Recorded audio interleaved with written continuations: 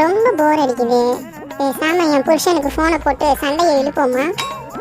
ஆமாம், அவனை இப்படியெல்லாம் நிம்மதியாக இருக்க விடக்கூடாது. ஏதாவது கேட்டு சண்டை இழுக்கணுமே. என்னன்னு சண்டை போடுறது?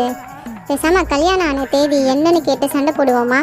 எப்படியா அந்த டபரா தலையனுக்கு அதெல்லாம் ஞாபகம் இருக்காது. ஆமாம், அதுதான் கரெக்டு. பேசாம அவனுக்கு ஃபோனை போட்டு கல்யாண தேதியை கேட்டு சண்டை போடுவோம். அப்போதான் மனசுக்கு கொஞ்சம் நிம்மதியாக இருக்கும்.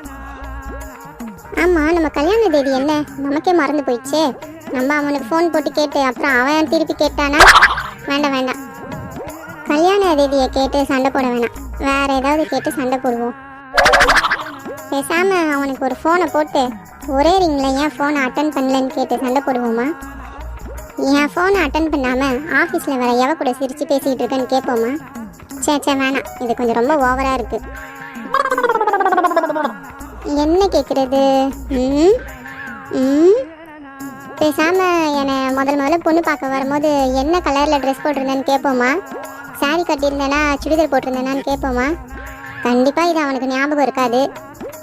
இப்போ நான் என்ன ட்ரெஸ்ஸு போட்டிருக்கேன்னு கேட்டால் கூட அவனுக்கு ஞாபகம் இருக்காது. நம்ம மூஞ்சியும் பார்த்துருக்க மாட்டான், நம்ம போட்ட ட்ரெஸ்ஸையும் பார்த்துருக்க மாட்டான். என்ன கேட்டு சண்டை போடுறதுன்னு தெரியலையே. அவனை நிம்மதியாக இருக்க விடக்கூடாது. போன மாதம் எக் பப்ஸ் கேட்டதுக்கு வெஜிடபிள் பப்ஸ் வாங்கிட்டு வந்துட்டான். பேசாமல் அதை கேட்டு சண்டை போடுவோமா? இல்லைனா முந்தானேத்து கனவுல பீஸா கேட்டேன், அதை ஏன் நேரில் வாங்கி தரலன்னு சொல்லிட்டு முந்தானேத்து கண்ட கனவுக்கு சண்டை போடுவோமா? என்னன்னு சொல்லி சண்டை போடுறதுன்னு தெரிலையே. அந்த மனுஷனை நிம்மதியாக இருக்க விடக்கூடாது. 2010 பப்ஸு கேட்டோம், அதை வாங்கி தரல, அதை சொல்லி சண்டை போடுவோமா? ஐயோ, 2010 நம்ம வீட்டில் இருந்தோமோ?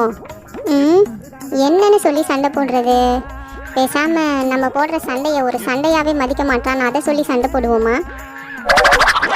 ஐயோ, என்ன சொல்லி சண்டை போடுறதுன்னு தெரியலையே. வீட்டில் தனியாக இருக்கிறது பைத்தியம் பிடிச்ச மாதிரி இருக்கே.